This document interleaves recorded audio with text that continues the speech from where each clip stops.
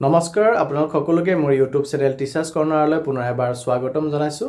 আজি এটি খুবেই গুৰুত্বপূৰ্ণ ভিডিঅ'লৈ আপোনালোকৰ মাজলৈ আহিছোঁ। কাইণ্ডলি ভিডিঅ'টি শেষলৈকে চাব, চাই ভাল পালে লাইক এণ্ড শ্বেয়াৰ কৰিব আৰু চেনেলটি যদি এতিয়াও ছাবস্ক্ৰাইব কৰা নাই কাইণ্ডলি ছাবস্ক্ৰাইব কৰিব। স্ক্ৰীনত দেখি থকা চিঠিখন উদ্যম নামৰ এক নতুন পদক্ষেপ, যোনটো পদক্ষেপৰ জৰিয়তে ড্ৰপ আউট কমোৱাৰ চেষ্টা চলোৱা যাব।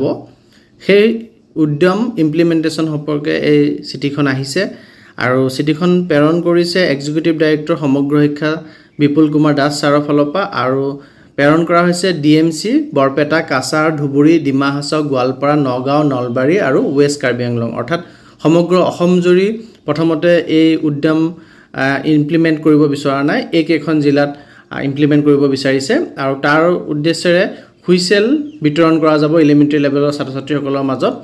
সেই কথাটো বিষয়বস্তুত আছে। চাওঁ আহক আমাৰ এই পত্ৰটিৰ মূল কথাখিনিনো কি। যে ছাত্ৰ ছাত্ৰীৰ নিয়মিত উপস্থিতি তেওঁলোকৰ শিক্ষাৰ বাবে অতি গুৰুত্বপূৰ্ণ। নিয়মীয়াকৈ স্কুললৈ আহিলে পাঠ তেওঁলোকে ভালদৰে বুজি পায়, পৰীক্ষাত ভাল ফলাফল দেখুৱাব পাৰে আৰু সামাজিক আৰু মানসিকভাৱে তেওঁলোকৰ উন্নতি হয়। যদি উপস্থিতি কম হয় তেন্তে তেওঁলোকে পাঠবোৰ মিছ কৰে, ফলাফল তেওঁলোকৰ বেয়া হয়, পঢ়া এৰি দিয়াৰ সম্ভাৱনা বাঢ়ে আৰু সামাজিকভাৱে তেওঁলোক পৃথক হৈ পৰে। আৰু এই ড্ৰপ আউট সমস্যাৰ বিষয়ে ভাৰতত স্কুল এৰি যোৱাৰ সমস্যা এতিয়াও গুৰুত্বপূৰ্ণ হৈ আছে। বহুতে পঢ়া সম্পূৰ্ণ নকৰাকৈ স্কুল এৰে, যাৰ ফলত তেওঁলোকৰ চাকৰিৰ সুযোগ কমে, দাৰিদ্ৰতা আৰু অপৰাধৰ সম্ভাৱনা বাঢ়ে। অসমতো এই সমস্যা আছে, সেইবাবে এই নতুন পদক্ষেপ লোৱা গৈছে। পদক্ষেপটোৰ নাম দিছে উদ্যম আৰু এইটো সমগ্ৰ শিক্ষা অসমৰ এটা বিশেষ প্ৰগ্ৰাম আৰু নিৰ্বাচিত ব্লকৰ মানে কিছুমান চিলেক্টেড ডিষ্ট্ৰিক্টৰ চিলেক্টেড ব্লকৰ প্ৰাথমিক বিদ্যালয়ত এই উদ্যম প্ৰথমতে কাৰ্যকৰী কৰাৰ চেষ্টা চলোৱা যাব আৰু ইয়াৰ অধীনত ছাত্ৰ ছাত্ৰীসকলক হুইচেল বিতৰণ কৰা যাব আৰু এই হুইচেল ব্যৱহাৰ তেওঁলোকে কৰিব, যোনটো সেইটো প্ৰয়াস চিটি বাজাও স্কুল বোলাও এটা মডেলৰ ওপৰত আধাৰিত, যোনটো মডেল সফলতাৰে ঝাৰখণ্ডৰ স্কুল এডুকেশ্যন এণ্ড লিটাৰেচি ডিপাৰ্টমেণ্টে ইতিমধ্যে তেওঁলোকৰ ড্ৰপ আউট ৰেট কমাবলৈ সক্ষম হৈছে।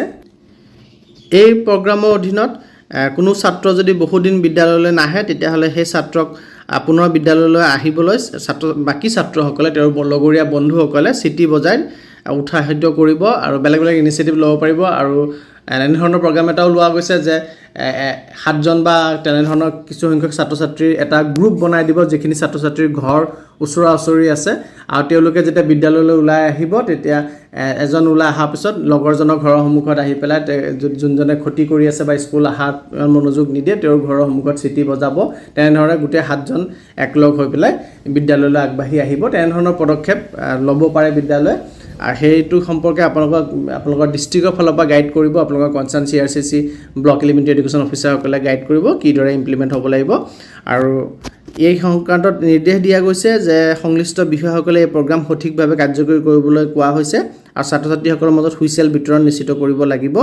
এই পদক্ষেপৰ মূল উদ্দেশ্য হৈছে স্কুলত উপস্থিতি বঢ়োৱা, ড্ৰপ আউট কমোৱা আৰু ছাত্ৰ ছাত্ৰীৰ ভৱিষ্যত উন্নত কৰা।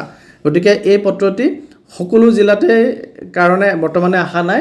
চিলেক্টেড জিলা বৰপেটা, কাছাৰ, ধুবুৰী, ডিমা হাছাও, গোৱালপাৰা, নগাঁও, নলবাৰী আৰু ৱেষ্ট কাৰ্বি আংলং আৰু এইকেইখন জিলাৰো সকলো ব্লকৰ বাবেও ইমপ্লিমেণ্ট কৰা নাযাব। আৰম্ভণিতে চিলেক্টেড 2-3টা ব্লক বা 1-2টা ব্লকৰ ওপৰত এইটো ইমপ্লিমেণ্ট কৰা যাব আৰু সফলতাৰে যদি সেই ব্লকখিনিত হয় প্ৰগ্ৰামটি তেতিয়া নিশ্চয় ভাল হ'ব। ড্ৰপ আউট ৰেট কমি যোৱাৰ লগে লগে ছাত্ৰ ছাত্ৰীসকলে শিক্ষাৰ প্ৰতি আগ্ৰহী হৈ উঠিব আৰু তাৰপিছত বাকী ব্লকসমূহতো বাকী জিলাসমূহতো এই পদক্ষেপ আগবঢ়াই লৈ যাব।